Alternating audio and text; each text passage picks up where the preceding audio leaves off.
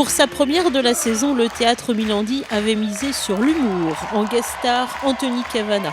Et en première partie, Edgar-Yves Monou, prix Milandi cette année, un jeune humoriste plein de talent. Nous y reviendrons dans un prochain reportage. Quant à Anthony Cavana, pas d'autre mot, il a fait un carton avec son dernier spectacle Showman.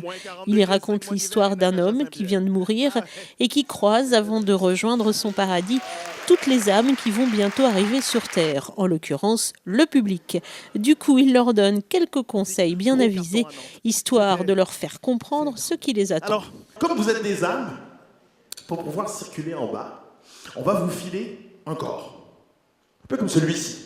Bon, il y en a qui auront mieux, hein, mais la plupart auront moins bien. Oui, attention, il a fait ses preuves, ce corps. Jusqu'à 35 ans, c'était Tablet of Chocolate. Bon, après 35 ans, c'était plus Danette of Chocolate. Mais bon, dans la bouche, ça a le même goût. Et... Je l'ai pas dit dans ce sens-là. Il faudra accepter, première leçon en bas, première leçon difficile quand on arrive sur Terre, il faudra accepter son corps. Pas facile, hein. Ça, je vous croyez-moi, c'est pas évident d'accepter son corps, mais on pourra quand même le modifier un peu. Oui, si on est blond, on pourra devenir brun, si on est brun, on pourra devenir blond, si on est roux, ben, bon courage. Hein? Il y aura toujours le cirque. Ou les experts à Miami. Véritable histoire de la vie, pleine de drôleries, de fantaisie, de tendresse, d'émotion et de musique. Anthony Cavana s'y livre comme jamais, et c'était bien là le but, retrouver l'homme derrière l'artiste. C'est le spectacle le plus intimiste que j'ai écrit. Avec les années, on scinde les deux, on scinde l'homme et l'artiste, ou le personnage public et privé. Et puis à un moment donné, je trouvais que là, ils étaient un peu trop éloignés. Et j'avais envie que l'artiste revienne un peu plus dans la vie privée et que l'homme dans la vie privée. Et ma femme me disait, j'aimerais voir mon mec sur scène. Et mon fils lui m'a dit, c'est quoi la vie? J'ai un petit garçon qui, quand on a commencé à écrire le show, il avait 5 ans et demi. Mais là, il va avoir 7 ans. Et il me disait, c'est quoi la vie? Donc je disais, la vie, c'est un jeu. Pour moi, la vie, c'est un jeu. Donc, le show aurait pu s'appeler « Si la vie est un jeu, en voici les règles » ou « En voici mes règles à moi ». Ça aurait pu s'appeler comme ça, ou « Être humain, mode d'emploi ». Mais je ne me place pas pas du tout en donneur de leçons. C'est vraiment « Regardez, moi j'ai vécu ça, peut-être que ça peut vous aider ». Et si l'on rit beaucoup, cela ne suffit pas à décrire ce show où l'artiste se met à nu de la plus belle des façons. Il y raconte ainsi sa plus grande déchirure, la mort de ses parents. Et si la blessure est encore là, au bord des yeux et du cœur, l'espoir n'est jamais loin, et c'est bien là le message, carpe diem. Ma mère, elle est partie en premier, et quand elle est partie, mon monde s'est totalement écroulé. J'arrivais pas à m'en remettre. Et ce qui m'a permis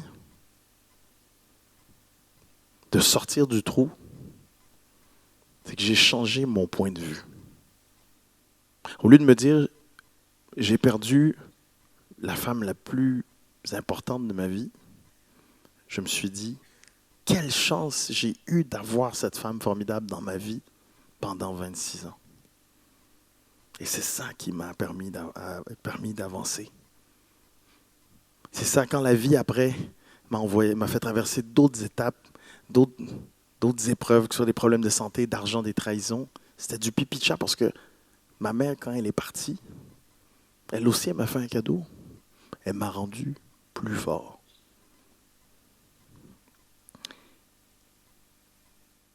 J'ai pas pu parler à l'enterrement de ma mère. J'ai encore honte aujourd'hui. C'est mon métier de parler devant des centaines et des milliers de gens, et là, je n'étais pas capable.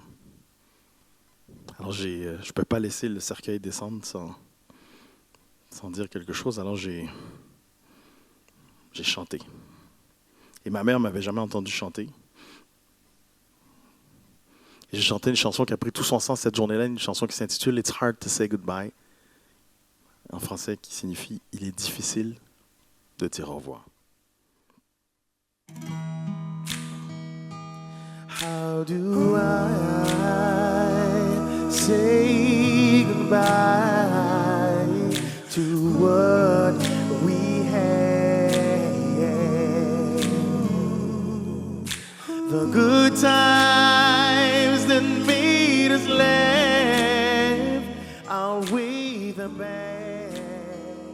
à chaque spectacle, je pense qu'un artiste doit essayer d'évoluer, d'essayer d'offrir autre chose au public. On donne, voilà, 50% du show, je vous donne ce à quoi vous vous attendez. Puis après, l'autre 50%, allons explorer quelque chose d'autre.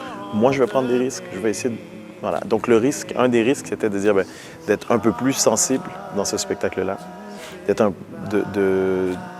D'ouvrir la porte de ma vie très, très intime. Surtout à la fin, c'est vraiment très, très, très intime.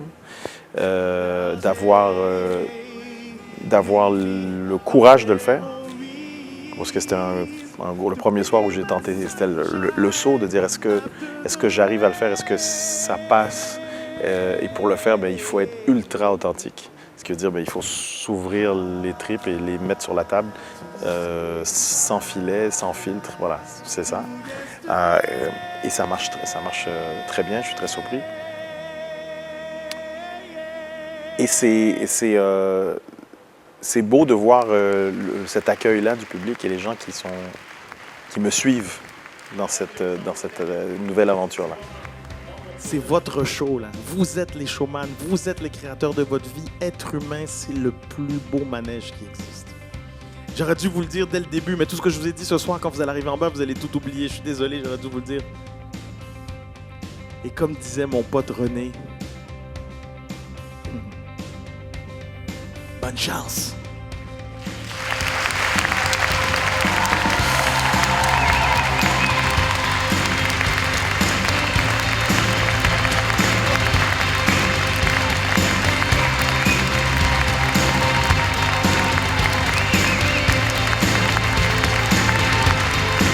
Merci Lucien!